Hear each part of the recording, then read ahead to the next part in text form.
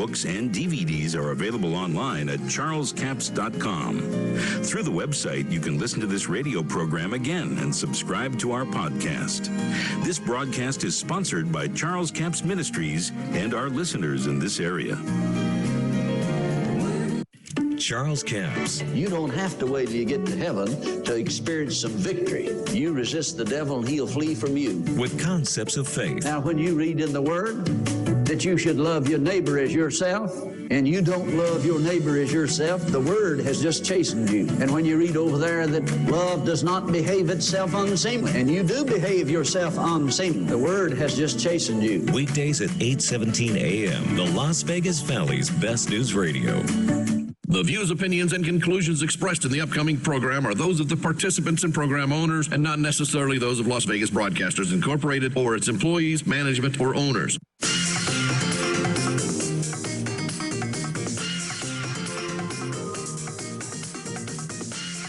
Hello, everybody. This is Denise Mraz, and this is another episode of Vegas Views. We're stretching our episode tonight, normally on from 5:30 to 6. We're just coming on for a few extra minutes here. I wanted to talk about something that is very controversial, and I'd love to hear your thoughts on it. Call in at 702-650-5588. That's 650-KKVV. Here's what I want to find out. There's a recall Sisolak campaign going on. What do you think about it? There's so much disinformation and misinformation, but here's what's happening.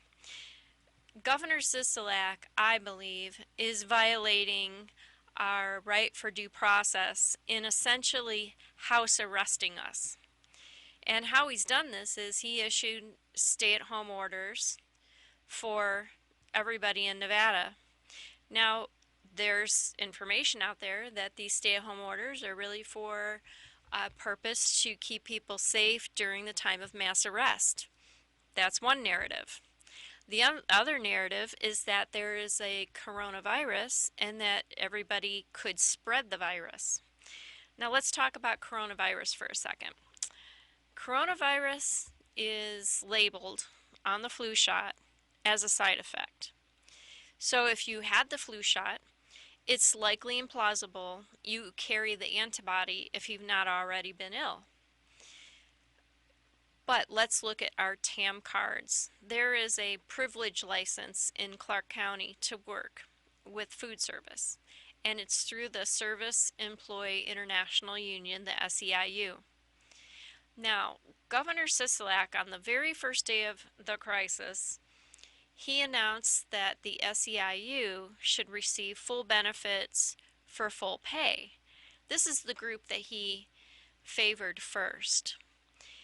In a call with President Trump on the next day, he then called for a full bailout for our casinos.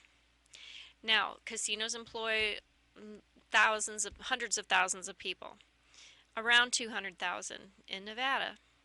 So while this is a good measure, casinos operate on a basis of profit, and they only pay effectively about a 2% tax.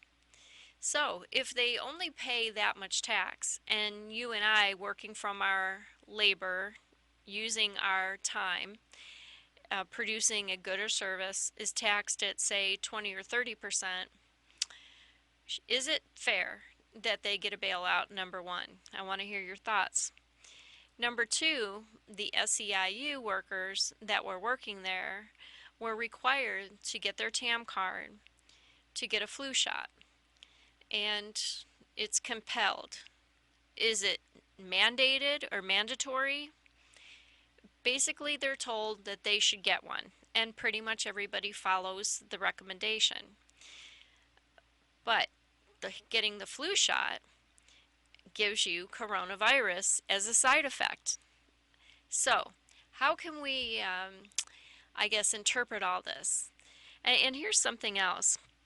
When Governor Sisolak gave us this house arrest order, I feel that he is being anti-constitutional because, in my opinion, the people should decide for themselves.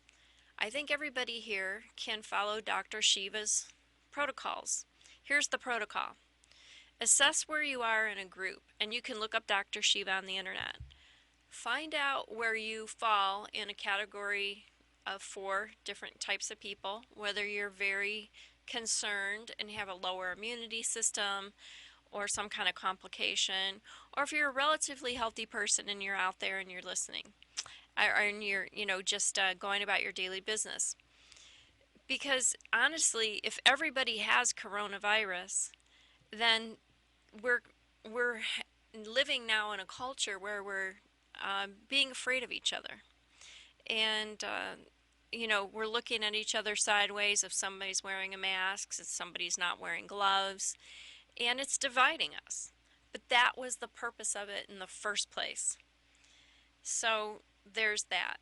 Now there's the other narrative that goes along with this, in that there are mass arrests going on that started yesterday. I believe it because I follow Q. QAnon is a military intelligence program, for those of you who haven't heard about it before.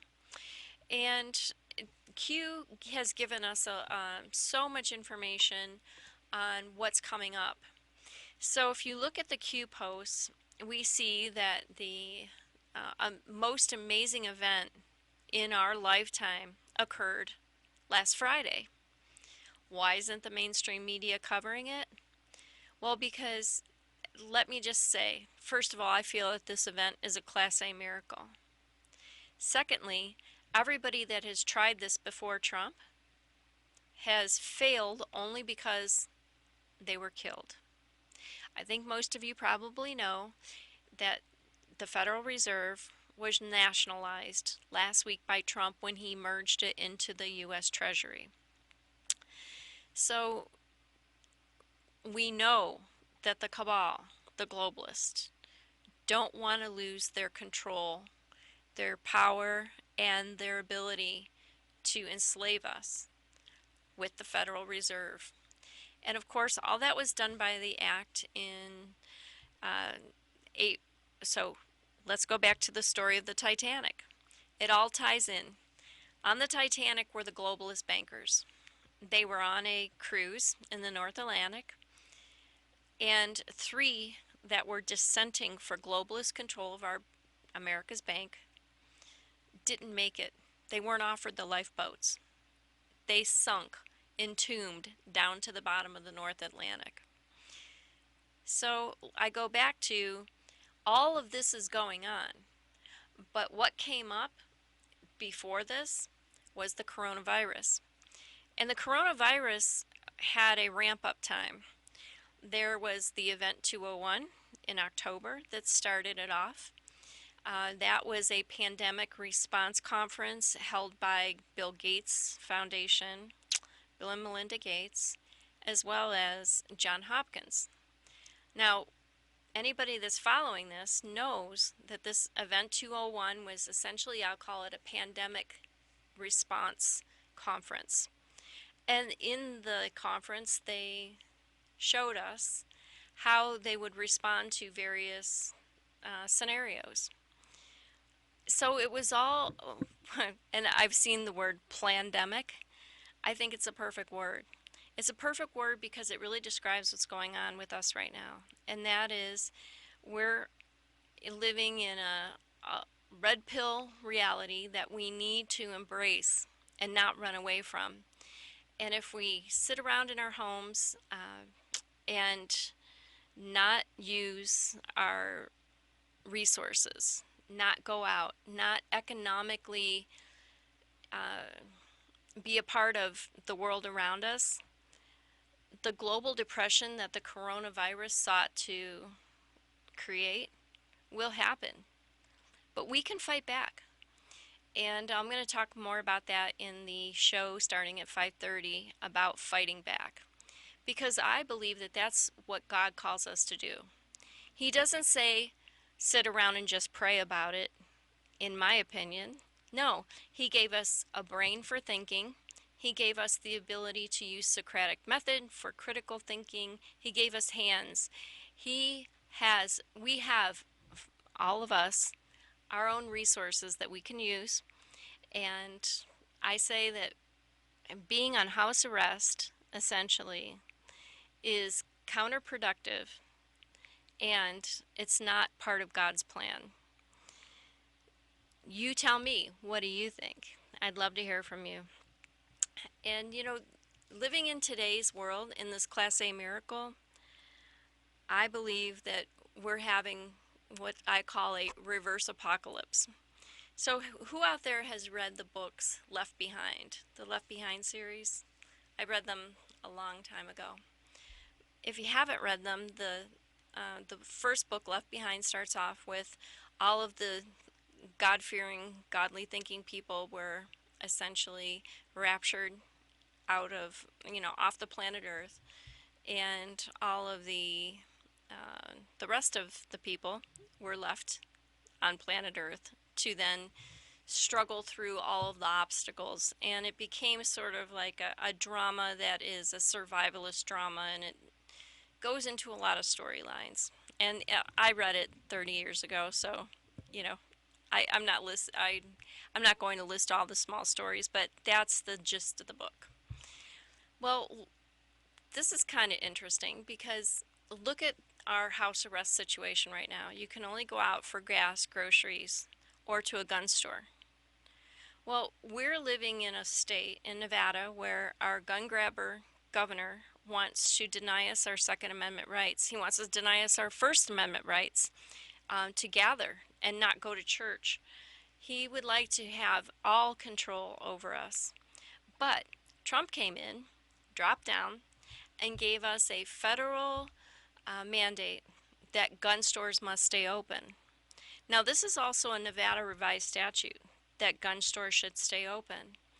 So we're at least on the right path for that, but just think of the reverse apocalypse. So you've got all these people on house arrest because they're too afraid to go out.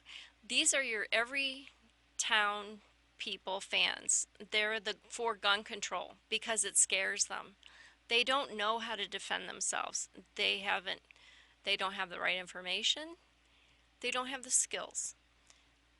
Not to say that they can't have them in the future, but I think that they should, once this whole crisis is over, I think everybody's going to get a real eye-opening experience, because we're promised that starting in April sometime, no specific date, that Trump is going to use the emergency broadcast system. He's going to take control of the TV stations and perhaps some radio stations, and they're going to play for us prepared footage and videos of the mass arrests that are going on and why they're going on. This will involve children. And for those of you who haven't kept up on what's happening with the Kabbalist, I won't get into it right now, but I just encourage you to go look at Q. Look at a report. It's called the X-22 report. Get caught up, because if you nothing will prepare you for what you're about to see. And we know it's happening because there's eyewitness accounts and secondhand accounts of nurses in both Los Angeles and New York that are working day and night to process the children that have survived the hell on earth that they have been put through. And nothing can prepare you for what you're about to hear and see. But that'll be perhaps on our next show. By then, maybe we can talk about what's been on TV. But in the meantime, I would just like to say, I believe we are living in a Class A miracle time. It's the age of disclosure. And I believe that our governor, who I call the infanticide governor, for signing abortion bills, up to 4th-term abortion bills, for being a gun grabber and denying us our Second Amendment rights, I believe we should recall him. If you do too, you'll go to www.fightfornevada.com and look for a petition signing location, and guess what? A lot of them are at gun shops, and those are open right now. Or you can download a petition and we can make an arrangement for you to sign it. So recall Sisolak at fightfornevada.com if you want to learn more, and you can always reach out to us at americanfirst.us. So I'm looking forward to hearing more about what you think about Governor Sisolak in the second half of our show from 5:30 to 6 o'clock, and we'll look forward to you then. This is Denise Mraz from Vegas Views, and see you in a minute.